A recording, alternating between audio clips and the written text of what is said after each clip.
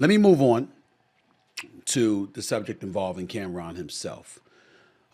Get to him. He's a co-host of the popular podcast, It Is What It Is, with former bad boy rapper Mace.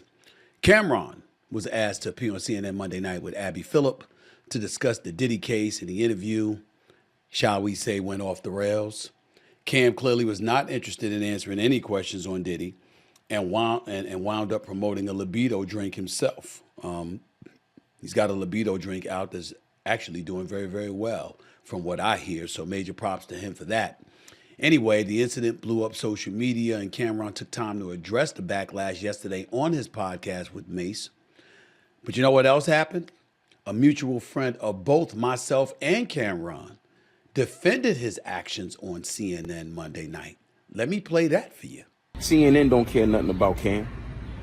They don't care nothing about what he got going on, him and Mace's successes, what his businesses are doing and how they're elevating. They wouldn't have invited him on that to champion him and champion what he got going on. They brought him on there to further continue to kick and stomp on a man who's already down and defeated, bleeding out the mouth, eyes, and both ears.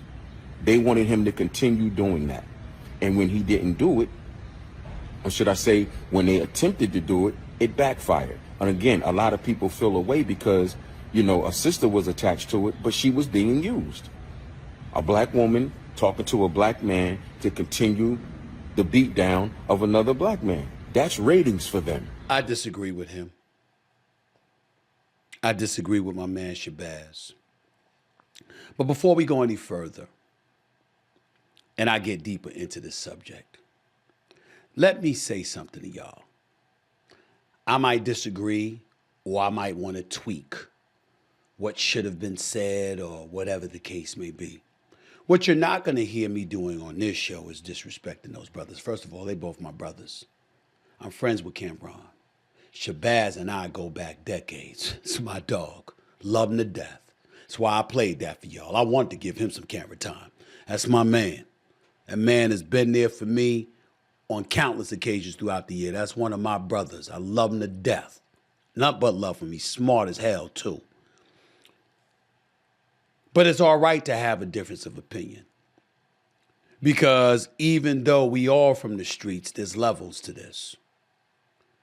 And they are on a level in the streets that I was never on. I never had the troubles they had. I never had the predicaments that they found themselves in. I never had to overcome all the things that they overcome. So there's a heightened level of sensitivity that I have.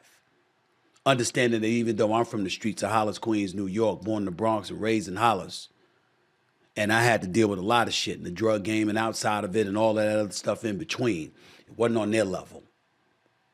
So I understand.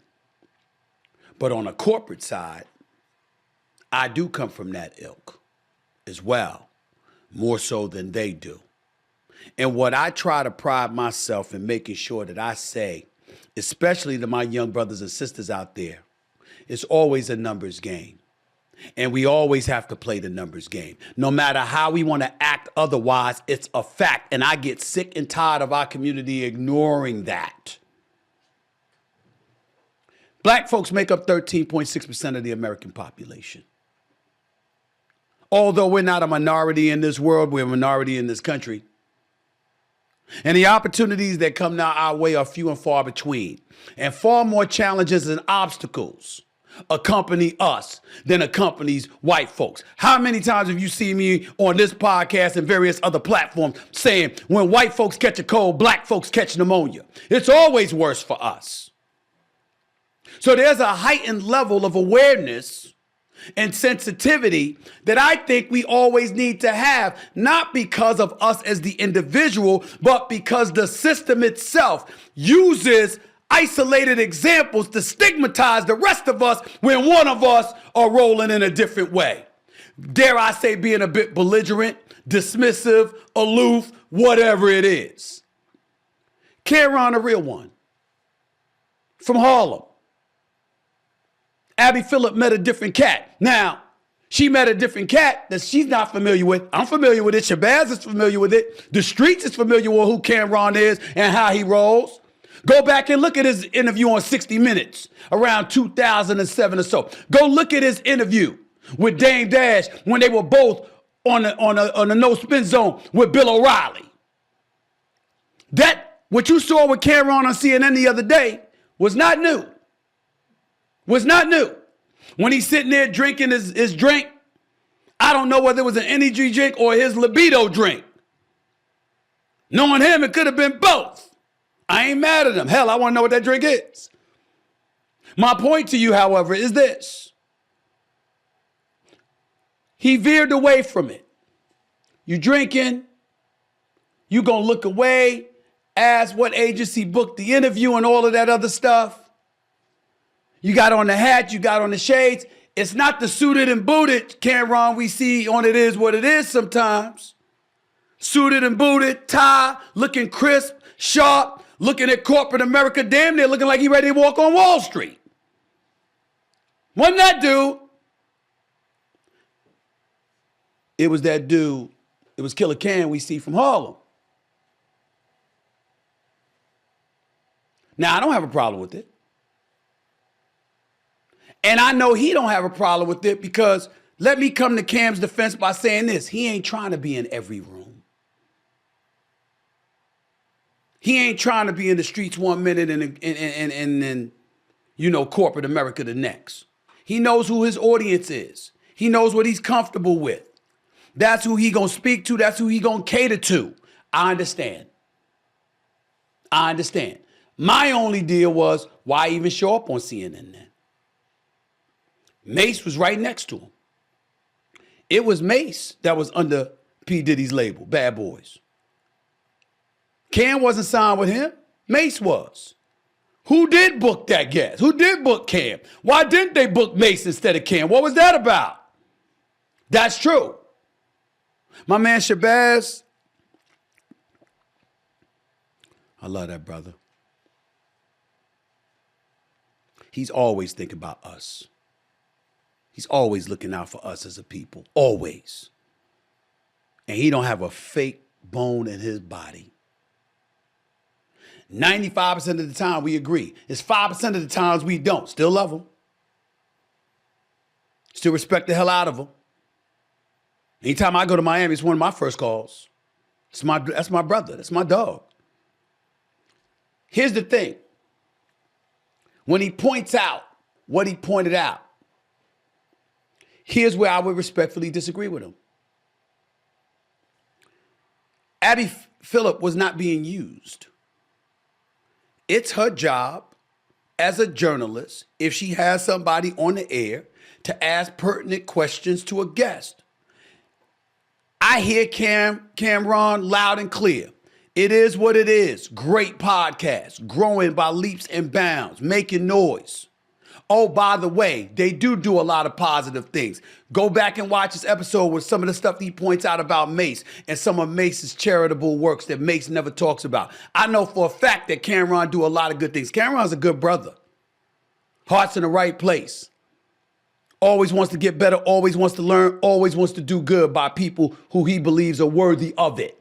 And is always cognizant and sensitive to his community. No doubt about that. But you got to know that when you show up on CNN right after the video of Diddy come out, and you a hip hop artist, former or present, you're going to be asked about that. You have to know that. So it can't be like you were put off or you were surprised or it was unexpected. Hell no, it wasn't. Camron is no dummy. That's a smart brother. And he used that appearance to his advantage because we know about that damn libido drink now, I can tell you that much. And we know about some of the other projects, and we certainly know about It Is What It Is podcast. But he knew they were going to ask him about that. And in fairness to him, he did start off the interview by saying he don't condone none of that. What happened was not okay. He ain't no supporter of domestic violence. He ain't no supporter of putting his hands on women. He ain't no supporter of some sex trafficking ring and none of that stuff. He said all of that. He did say that. He did say that. And when she asked the question about an apology and how she felt about how did Camron feel about P. Diddy's apology. He is like, it don't matter what I feel. It's about Cassie. That is a legitimate answer.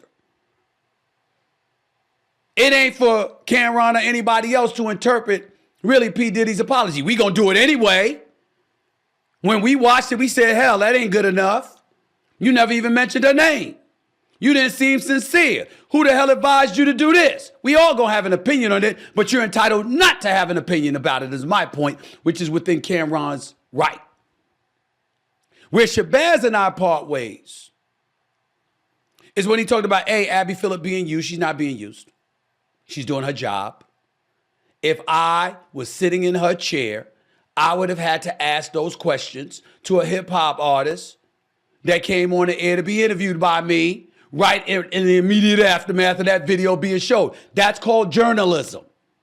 That's journalism. Whether you like it or not, that's journalism.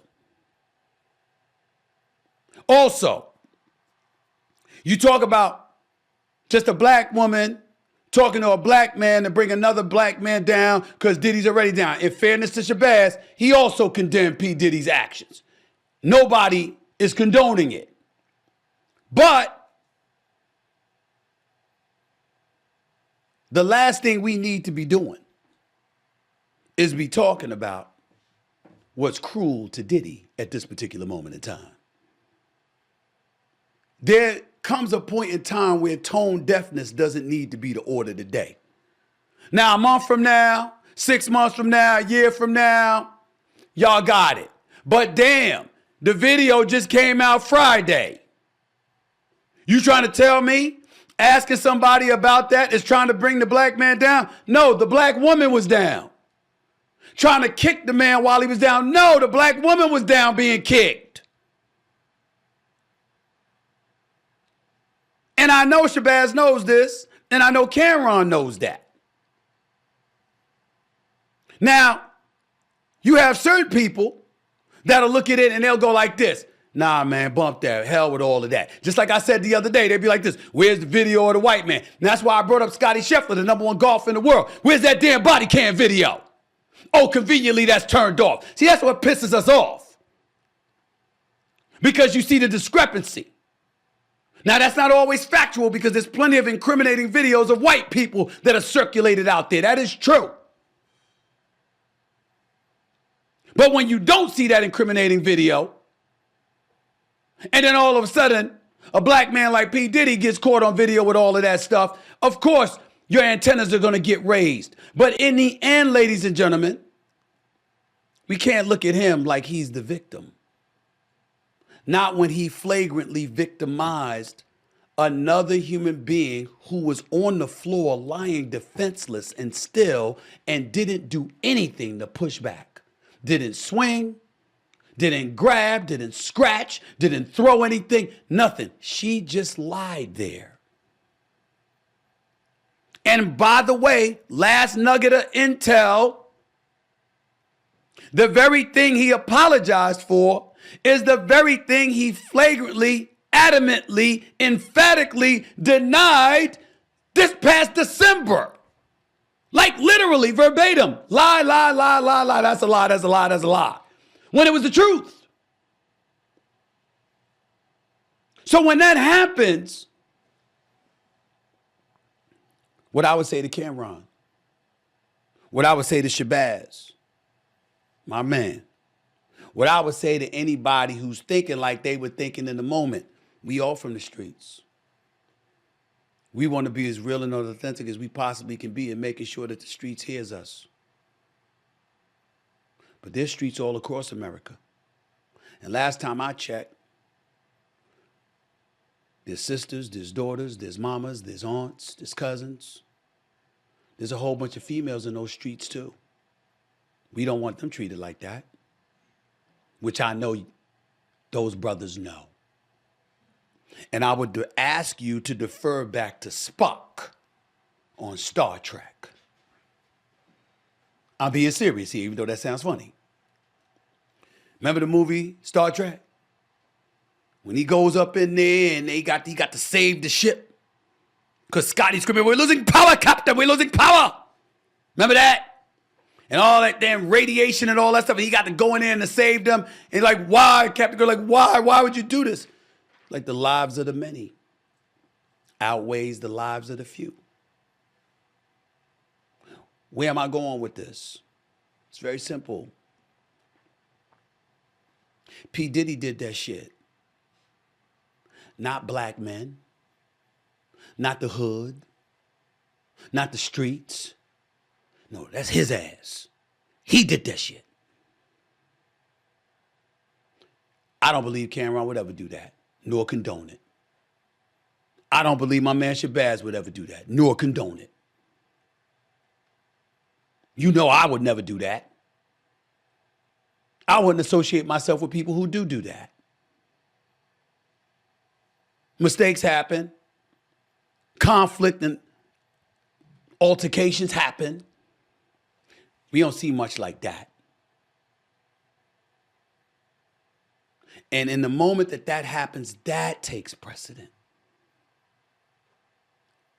Every time we aim in a different direction, you might have a few who are like, yeah, that's the way to go. But understand something. When you have the power to influence the minds and the hearts of so many others, like Camron does, like I do, like many, many others, like my man Shabazz does with anybody that talks to him because he's a brilliant brother. Understand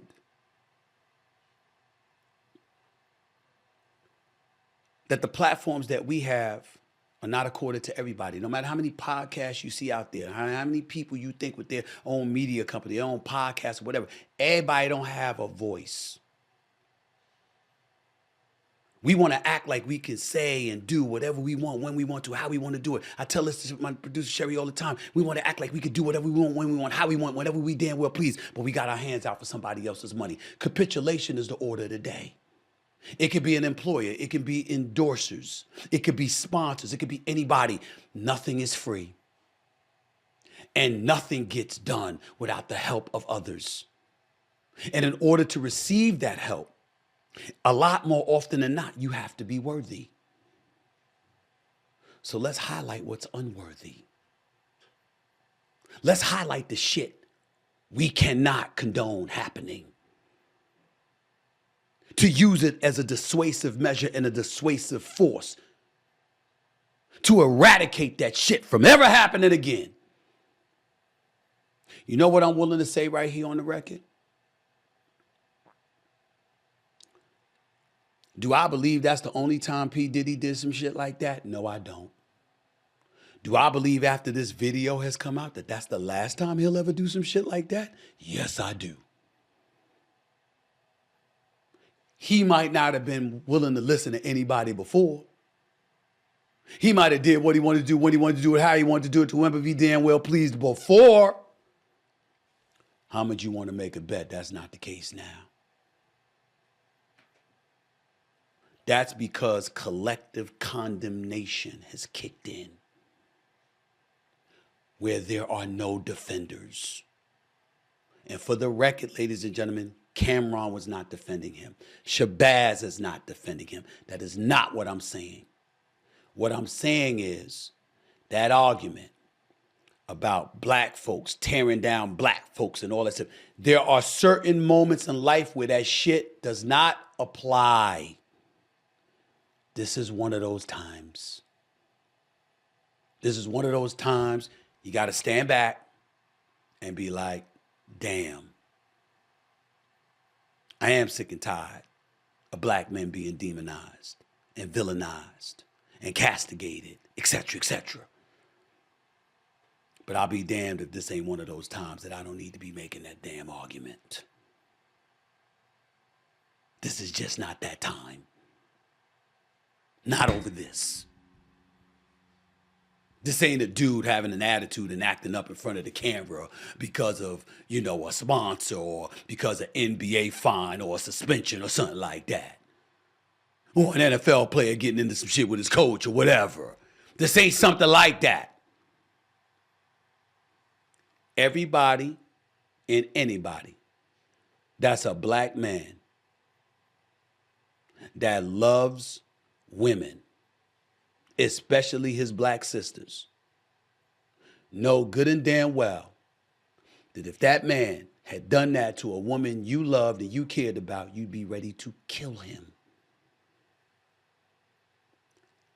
That's the point. That's the point. Outside of that, please go and watch Camron on It Is What It Is podcast. He does a great job. I'm proud of him. Proud to call him a friend and a brother. We talk all the time. We talked about this. My man Shabazz, he knows. It's all love. I'm about to see him next week, or the week after, when I get down to Miami. That's my dog. I love him to death. Just understand. That's what makes us stronger as a brotherhood. We can have different opinions and be respectful about it because we got love for one another. That's what it's all about.